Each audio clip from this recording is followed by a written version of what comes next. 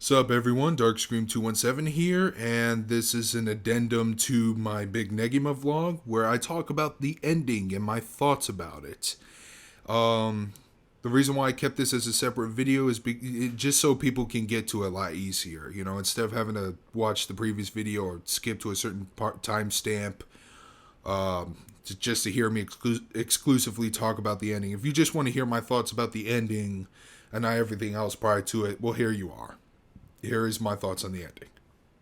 Now, prior to reading volume 38, about a year ago, over a year ago actually, maybe a year and a half ago, the ending was semi-spoiled for me. I was just browsing on one of the usual anime news articles I visit from the time to time, and one of the taglines was like, Negima disappointing, pisses off fans, whatever. And I didn't see how it ended. I didn't see in detail how it ended. All I knew was that it pissed everyone off. And everywhere I go, when I look at news articles or comments, somebody would have to fucking mention this. And when I first saw this, I was like, oh, Jesus, don't tell me this ending sucked, man. This was around this was around May of 2012. This was a couple months after Mass Effect 3 was released, and I got that shithole ending, which did piss me off to the point where, like, I could not handle another horrible ending. And people were comparing Negima's ending to Mass Effect 3's. So I was just really not ready for this. Didn't want to hear anymore. I was like, oh my god, this ending's gonna suck, is it? Well, after reading volume 38, finishing it, this is what I have to say. While the ending wasn't perfect, it definitely did. It was rushed. It really was. It wasn't as bad as everyone else made it out to be. In fact, I liked the ending. Though flawed, I enjoyed it. It was definitely not Mass Effect 3's ending. Okay, for those who don't know how it ended, huge spoilers. I'm going to give away the ending. It basically did a time skip to 7 years into the future. Well, first off, again, this requires me to mention a lot of established plot points, but basically, one part involves Asuna resting for like 100 years because Negi has to like rebuild the magical world or have to like help improve the magical world and start his little plan. And supposedly Negi gets immortality from the Magia Erebba too. Well, anyway, she wakes up like 130 years later, and she's trying to look for Negi, but it turns out that Negi died sometime around 2065, and it was like the most devastating thing to Asuna. But Evangeline and Chao Lingshin return, and then they bring her back to the timeline where she just freaking left. So she came back so she could spend the rest of her life with Negi and the gang. And then it turns out Negi does have a crush on someone on at class Mahor 3A, and the only person he disclosed this information to was, he whispered it to Asuna's ear, and she was surprised. And it's like, why don't you tell him under this tree? But they never gave it out who it was. Cut to 7 years later, we got a little bonus chapter starring Yue. Then we get an epilogue where Negi met his father. It's already established that his father, he already met his dad. And then you get a Where Are They Now epilogue with all 31 of the students. Yatsuba is in France as a head chef. Chao Lingshin's is still in her future, fighting for justice or something silly along those lines. Chachamaru decided to become an assistant for Negi. She still gets wound up every once in a while, which is actually one of the gags in the manga with Chachamaru, etc., etc. So the big problem is, what most people have with this ending, was that Negi's final battle with the Life Maker We never got to see that. Yeah, that kind of sucks. It really does. And it actually turns out that when the Life Maker showed up in the Mundus Magicus arc, he had Negi's face. He probably possessed not Negi's face. He had Nagi's face. He probably either possessed Nagi or Nagi himself became the mage of the beginning, and Negi notices this, but however, Negi did not get emotionally distraught. He's like, well, we can worry about that later. So that part was skipped over, and we just got straight to we just went straight to the epilogue. So yeah. Another thing people have a complaint about, which I don't have any issues with, they never really explain who Negi is in love with. I want to leave that to my imagination, to be honest with you. I never like ambiguous writing, but the reason why I prefer that is because if I find out who Negi has a crush on, I might be disappointed. Because there are fans who prefer, there are ship fans who would rather have Negi with Nodoka, or Yue, or Asuna, or Kufei, and you have to pick one, and then everyone else would be fucking disappointed. To the point where they'll write angry fan fiction that involves a murder. Yeah. So why didn't I hate this ending? Because at least it tried to provide some closure. Yeah, it was rushed, but at least I know that Negi did eventually meet up with his dad. For one thing, I know that they were successful in defeating the mage at the beginning. So yeah, there were just not there were a whole. I know it was trying to provide as much of closure as possible. Even though they weren't able to expand on everything that they should have. There were some things left hanging, like the whereabouts of Negi's mom. But you know what? It really doesn't bug me all that much. Now, why? Now I also heard.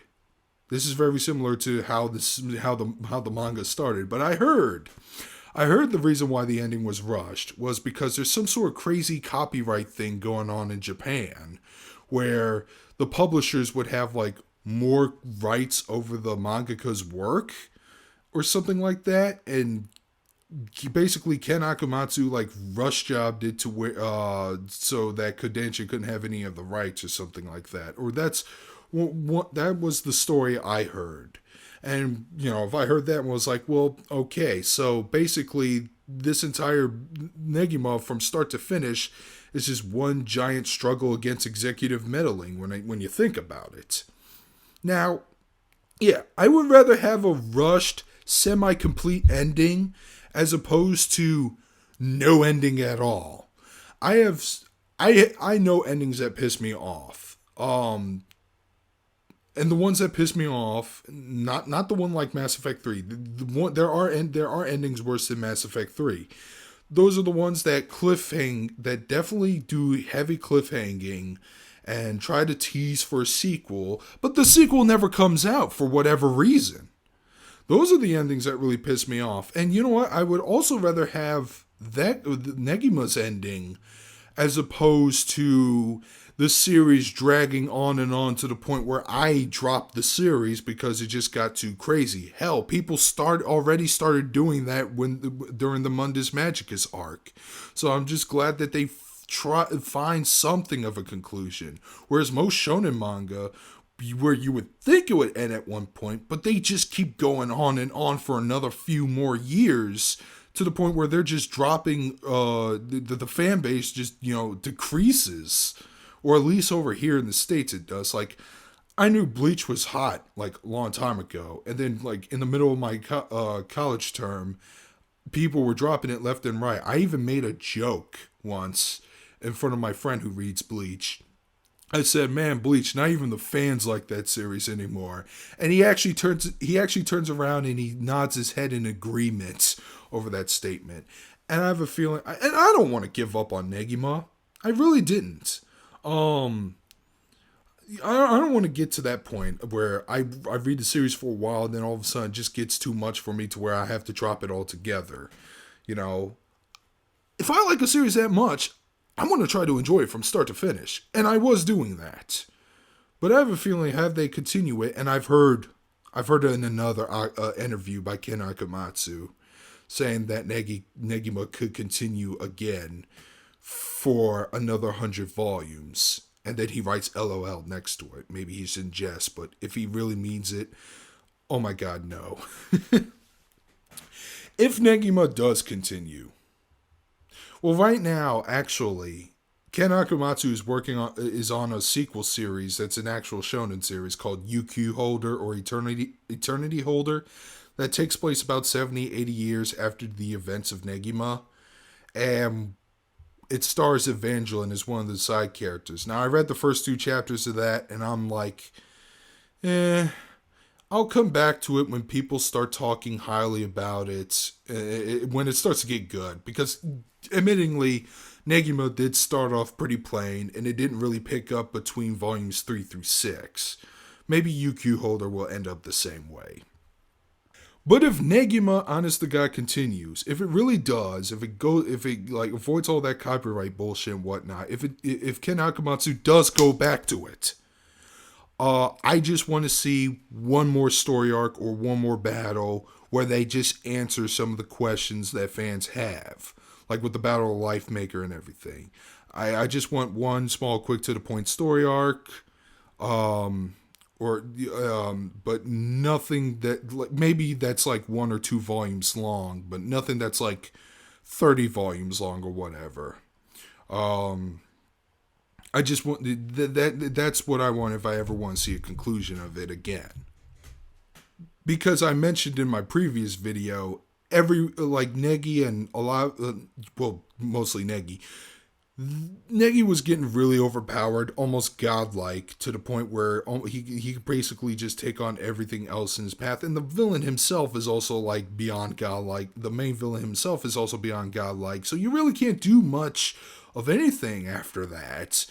And if you are going to continue it, I don't know, make a protagonist shift, make someone else a main character in Negima. I mean, some of the characters, I think, can carry can carry a series of their own. I would like to see more like I'm gonna see Yue and Nodoka have like their own little continuation or something. But yeah, that's if he ever does go back to it. But man, I don't mind if you don't like the ending. I like it. I hope you don't mind that I did enjoy it. There's going to be some people that might actually get upset for me for liking it. But wow, like the hyperboles over the responses. Maybe it's because they were early responses, but I was actually scared, man, that I would probably become earth-shatteringly disappointed because unlike Mass Effect 3, I've been dedicated to Negima much longer. I know I'm comparing a video game to a manga ending, but again, people compare Negima's ending to Mass Effect 3's for some reason, even though I don't fucking see it. Speaking as a guy who hated the original cut of Mass Effect 3's ending, yeah. But people were just like scaring me to the point where this is why I put off the Negima vlog for such a long time. I mean, I had all the volumes in my hands. I could have read it any time, but I was so hesitant on reading it because I thought the ending would disappoint me so much that I didn't want to do any vlogs about it whatsoever. And then I finally go ahead and read it. I'm like, okay, I actually really enjoyed this. And those are my thoughts on Negima. To sum up, what I thought was going to be a very disappointing conclusion, I was not that completely disappointed like everyone else. It wasn't perfect. For some people, it wasn't good, but I felt satisfied at the end. If it does continue, if he does, because Ken Akamatsu hinted that might, let's just hope that it doesn't, drag the series to the fucking ground, and I end up being more disappointed. So with that all said, sorry that this vlog took so long to get out. I do have some ideas for future videos. I know the whole Google Plus thing has been really pissing everyone off, but as for me, I still want to continue making some videos. I mean, I have a few more manga ideas to vlog about. So, with that all said, Leave a comment if you wish. And this is Darkscream 217 signing out.